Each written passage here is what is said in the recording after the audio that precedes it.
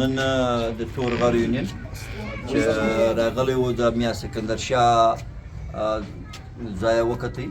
میا سکندر شاه چې له نن د 310 کاله مخکې دلته زما نیکه د همځکه دوې ایړې درې ایړې د یا یو زوی ورسره دي. دلته شموزي پر ملنګ دي له یوسف کاسه زه محمد صاحب خوزاده و بیا له جمعه خون راغلی بیا اوس محمد صاحب بیا دغه محب الله اوس دي. نو دغه موږ په د میا صاحب پلار دی د میا چې زوی په تل کې پروت دی ښځه په تنګیانو کې ده او دا میا سکندر شاه دی. موږ راغلو موږ داسې وکتئ چې د څه خلک څه مصروفیات یا څه دغه کوي.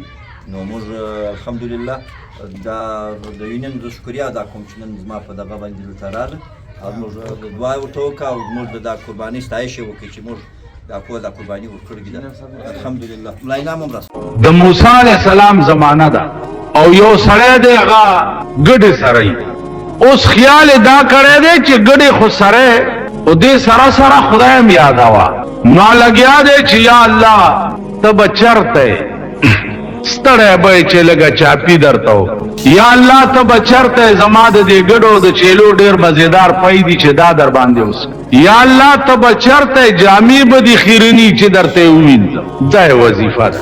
اوس عزیزانو په ظاهر که تاسو وګورئ دا هر یو لفظ چې دی دا د کفر دی. که ستا دا عقیده ای چې الله ستا چاپای ته محتاج دی نو کافر بش. که ستا دا عقیده ای چې الله ستا د ګډو د چیلو پایو ته محتاج دی نو کافر بش. که ستا دا عقیده ای چې الله ستا جامو وینځلو ته محتاج دی نو کافر بش. دا الفاظ وګورئ په ظاهر ټول د کفر خو شپون لګیا دی دغه وظیفه. موسی علیه السلام پې راپېښ هغه ورته وی چې دا څه دی؟ هغه وی صاحب زه وظیفه کوم خدای یادوم. هغه ورته ظالمه تا څنګه خدای یادوي؟ دا خو د کفر الفاظ. الله دې که دا عقیده راله چې الله زما دې شي ته محتاج دی نو په ټکي به کافر. ټول کائنات خدای ته محتاج دی او خدای چا ته محتاج دی نو دا خو د کفر الفاظ دي. اشکون ورته وی چې موسی که دا د کفر الفاظ دي نو زما خو شپېته کاله وشو چې زه دا وظیفه کوم. موسی علیه السلام ورته وفرمایل چې شپېته کاله وشو چې بیړه دې غر کړه. هغه ګډې او چیلی په ځای پرېښوې او لاړو نسکور په یو کنده کې پروت دی او جاړي چې خدای اوس زه څه خبر یم چې ته څنګه خدای او څنګه یادېدل غواړې ما ته څه پته. لکه زمونږ دا زمانه اوس وګورئ د سپینګیرو بوډاګانو نه تپوس وکړئ چې کاکا تاسو خدای څو منئ نو دا خو به وایي چې یوې منئ. لیکن تا سره د خدای په یووالي څه دلیل شته؟ ته خدای ولې یو منې؟ دلیل لرې؟ ما به وایي نه. نو دا یاد لره چې خدای څوک یو مني او دلیل ورسره نه دا ایمان ناقص دی، دا ایمان کامل نه دی. الله چې یو منئ نو د هغه د یووالي دلایل به زده کوئ. رسول الله صلی الله علیه وسلم چې د خدای پیغمبر منئ نو د هغه د پیغمبرۍ باندې دلایل به زده کوئ چې د هغه د پیغمبرۍ دلیل څه دی. نو که خدای یو منئ او دلیل در سره نه دا ایمان ناقص دی. که پیغمبر یو منئ او خاتم النبیین منئ او دلیل در سره نه دا ایمان ناقص.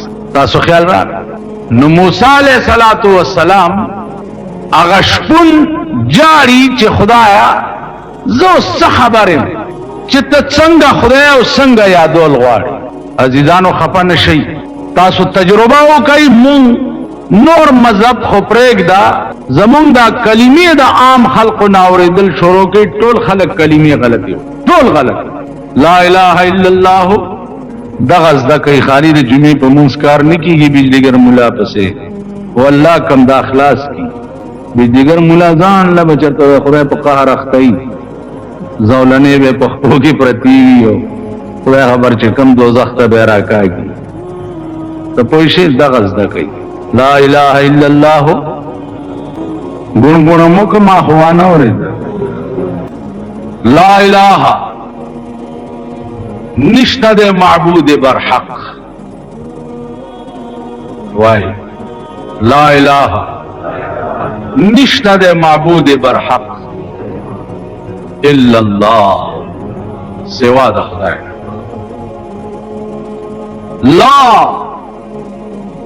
لا معنا هیڅ نشته. او کشتنو څوک دی؟ الا الله. علماء متکلمینو کې یو ډله